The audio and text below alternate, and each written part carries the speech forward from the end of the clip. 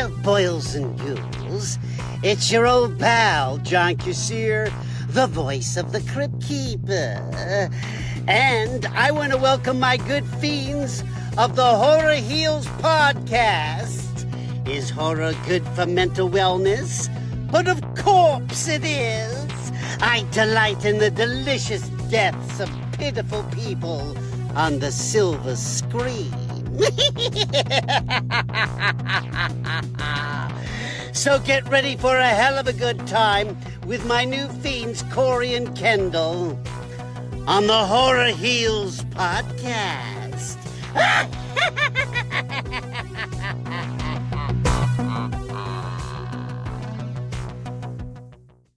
Hello, horror heliacs. Get it? Maniacs, heliacs, aren't we clever? Welcome to another episode of Horror Heals.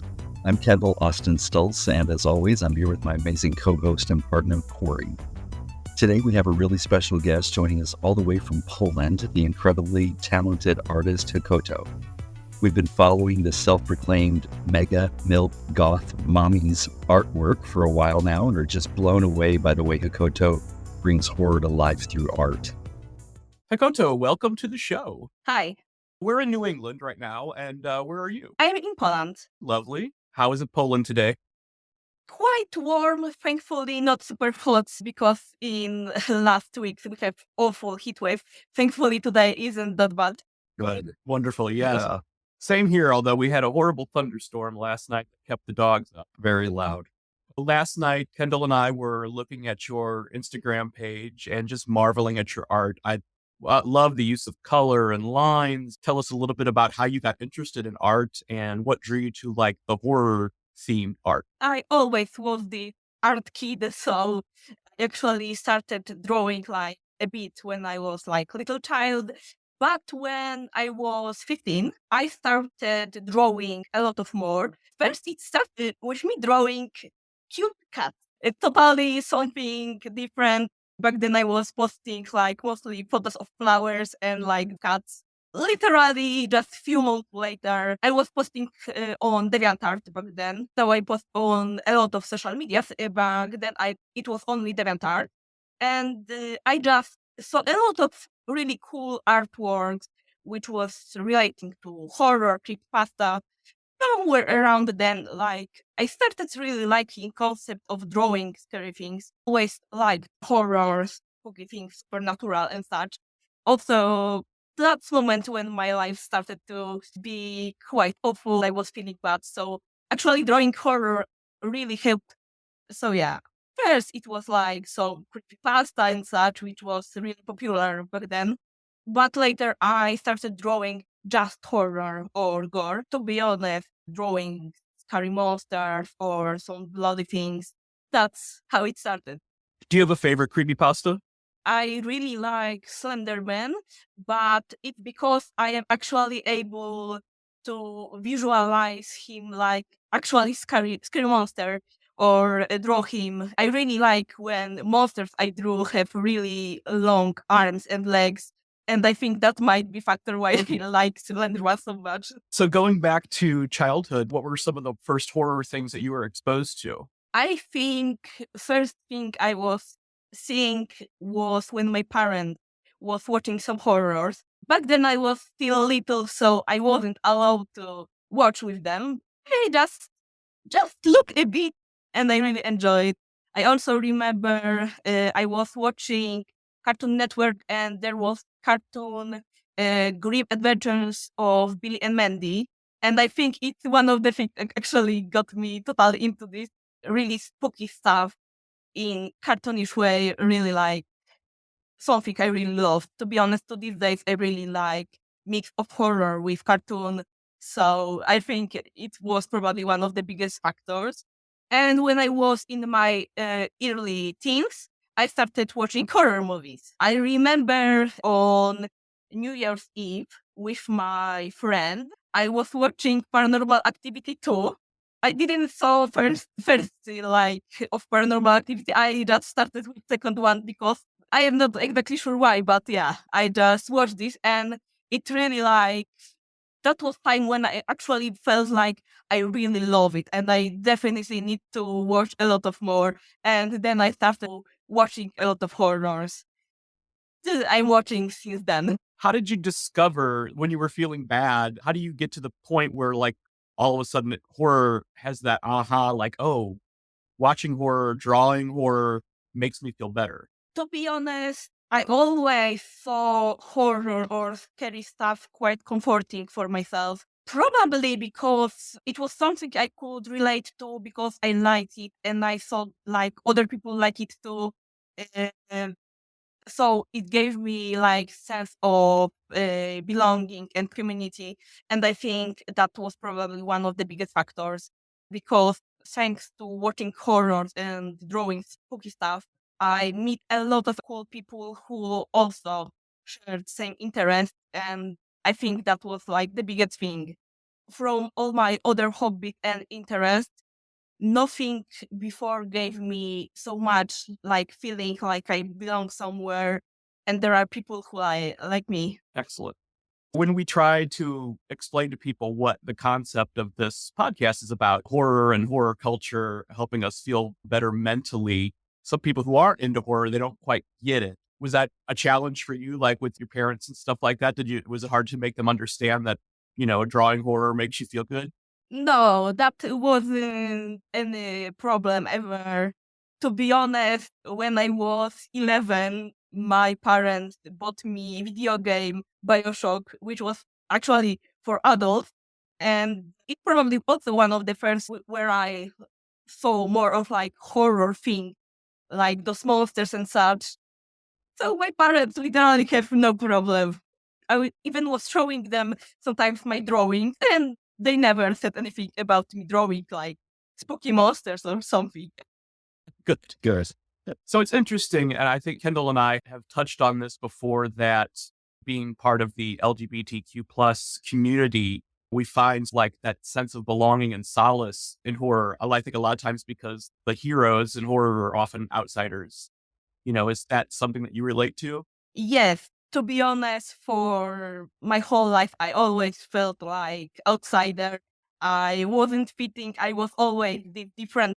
And to be honest, horror actually gave me that sense of belonging because I could see myself like some character from horror movie. I could relate also to fact that often like monsters or killers and such had their own problems which surely could cause this evil and such.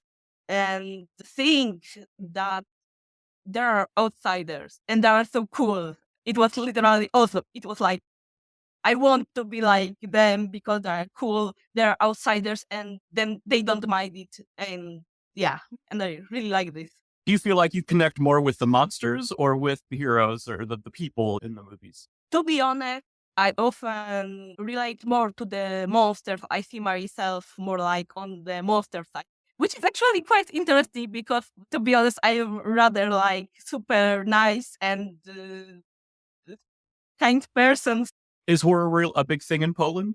Like the horror culture? Yeah, even in the cinemas around Halloween, like 4 or 5 movies in a row, horror movies. It's everywhere. Here in the United States, like haunted houses and stuff are really popular. Like especially around Halloween, they put up these haunted hay rides and places that you walk through where people are jumping out of chainsaws and stuff like that. Is that something you'd like to check out, or would that be too freaky? I would really love to, but to be honest, I am just sitting home all the time. So yeah, that's probably the reason why I never even look this because yeah, I'm just sitting home all the time. Gotcha. So our cousins just moved to Prague this week. And it's so funny, like they've got a great apartment, but on the main level is a horror themed bar or pub. They sent a photo yesterday. And so it's just, I think it's exciting to learn about how people like horror and what's different in other cultures and things like that. Are there any Polish horror movies that you're fond of? I am not sure because I like the most Japanese horror movies. So I'm mostly focusing on them. I also like American horror movies. To be honest, for movies from other countries, but I actually plan to. When it comes to Poland and horror, I really would love to see a horror movie which is relating to Slavic mythologies, and I hope there will be something big someday. Hopefully, I am really, really huge fan of like overall like mythologies and folklore, and I really, I really love such things.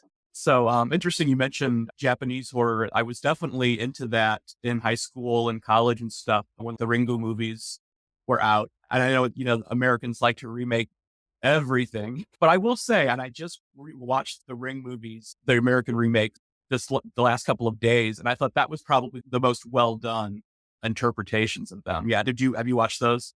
It's probably one of my top favorite. I actually own almost every of them on DVD because I am a huge, huge fan of them. Why do you find yourself drawn to those movies in particular? I really love there is like some creepy girl, and like creepy girls are like super interesting idea, especially that I really like Samara Morgan or Sadako looking. I just love like long dark hair, pale skin. It's totally my thing, and I think that was probably one of the first things which actually made me watch this. We'll be watching to make sure you don't climb out of our television. Going back to your beautiful artwork, what are your hopes for it? I really hope to make art my career. Right now, I'm making like tiny steps. Like I not only post on my social media, I also started to record some videos because I noticed one of probably best have bigger audience and make money from art is thanks to YouTube. Already have like my Patreon and I post a lot of stuff. There are even people who like are my patrons, so there is hope. People actually want to see this. That's one of the things that we appreciate most about the horror community are the creative people who we get to see a little bit peek into their minds through their artwork. And it's really cool. I'm like visualizing the reds and blacks right now that you focus on. Are there some other art mediums that you want to experiment in? I actually try a lot of medium. On my social media, it's usually digital art, sometimes traditional artworks, but I really hope to go into sculpting really soon because I want to make some monsters or creepy things. I have some ideas for, let's say, videos, movies, and such. Hopefully, one day it will be something bigger. But I think a video form is really great, especially that I have some knowledge when it comes to graphic design, editing, and such. So I can not only record, but I can also add some things there. So I think really soon, hopefully, I will be doing some video stuff. That's cool. That's exciting. Yeah, I love seeing horror creators emerge, find their voices. The final question that we always ask our guests is, who is your favorite final person from a horror movie? I know it's a tough one. Hard for me to just pick one because for me, it's really often that I like the whole of the movie and such. So picking just character, I don't know if I am actually able to. Because for me, really often, it's not only characters, not only monsters, but everything. Definitely see Samara as considered a final character. Probably yes. I think probably yes. Excellent. Well, this has been a true pleasure, and we're going to keep watching your artwork grow, and we're excited to see what comes next. Thank you, Dad. Our deepest, darkest appreciation to Hekkoto for being on the podcast. It's inspiring to hear how art and horror can serve as such powerful tools for healing a community. We can't wait to see how your work continues to grow, especially with your plans for video and sculpting. We'll definitely be gouging an eye out for what's next. To all of our horror heliacs, be sure to check out Hekkoto's social media for a glimpse into a wonderfully eerie world. Links in our show notes. Until next time, remember, when someone states, horror is good for mental wellness, you bite back with, of course it is. The Horror Heals podcast is produced and presented by Alvikawi the Cabbage, LLC.